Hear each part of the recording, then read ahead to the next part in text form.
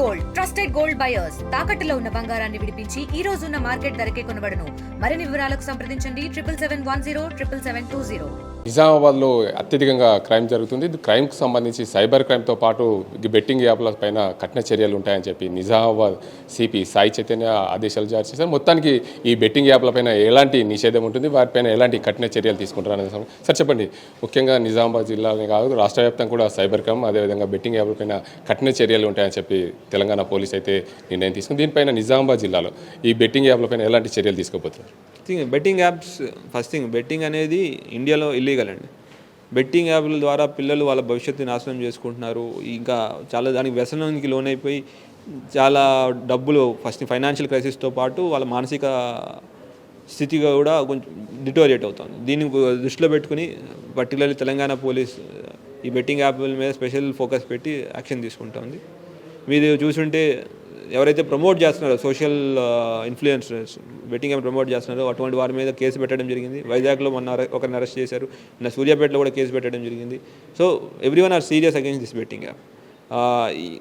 మీ ద్వారా కూడా మన నిజామాబాద్ ప్రజలందరికీ ఒక రిక్వెస్ట్, మీ ఏరియాలో ఎవరైనా బెట్టింగ్ యాప్ కొత్త బెట్టింగ్ యాప్లు ఏదైనా వచ్చినా ఆల్రెడీ మేము సైబర్ ప్యాట్రోలింగ్ యాక్టివ్గా చేస్తున్నాం. ఆన్లైన్లో ఎటువంటి బెట్టింగ్ యాప్స్ ఉన్నా వాటిని టేక్ డౌన్ చేయడానికి డిఫరెంట్ వేస్లో మేము వర్కౌట్ చేస్తున్నాం. మీది మాకు తెలియకుండా కొత్త ఏమైనా యాప్స్ కూడా ఇంకేమైనా ఉన్నా కూడా మాకు మా నోటీస్లో తీసుకురావాలని కోరుకుంటున్నాం.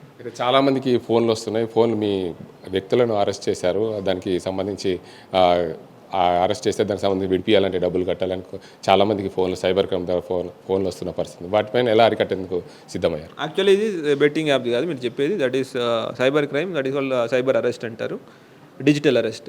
ప్రజలందరికీ ఒక విజ్ఞప్తి ఆర్ ఇన్స్ట్రక్షన్ ఏదైతే, ఎవరు ఫోన్లో అరెస్ట్ చేయరు, లేదంటే మిమ్మల్ని ఎవరు ఫోన్ చేసి మీరు అరెస్ట్ అవుతారు అదని బెదిరించారు. ఎవరైనా బెదిరిస్తుంటే అట్లా ఇమీడియట్గా ఆ నెంబర్ని మాకు 1930కి రిపోర్ట్ చేయండి, సైబర్ క్రైమ్ హెల్ప్ లైన్. ఇమీడియట్గా ఫోన్ నెంబర్ని మేము లాక్ చేస్తాం. వాటి యొక్క ఎవరైతే ఏ యొక్క ఐడి కార్డు ద్వారా అతను ఆ సిమ్ తీసుకున్నాడో దాని మీద కూడా యాక్షన్ తీసుకోవడం జరుగుతుంది. భారతదేశం అంటే భిన్న సంస్కృతులు. హోలీ పండుగ సందర్భంగా నిజామాబాద్ జిల్లాలో ఎలాంటి ఆంక్షలు విధించారు? ఆంక్షలు ఏముంటాయండి, హోలీ పండుగ చేసుకోవాలా.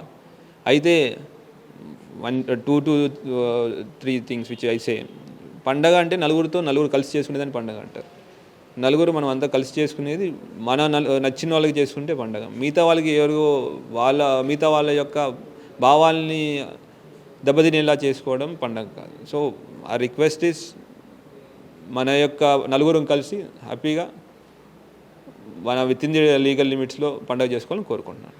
హోలీ పండుగ సందర్భంగా మత్తు పదార్థాలు కూడా వాడుతుంటారు, వాటిపైన చర్యలు ఉంటాయి? అదే అండి, బాంగ్ అనేది మీరు చెప్తున్నారు. బాంగ్ అనేది వీ నీడ్ టు నేను కొత్తగా I'm actually verifying with my officers.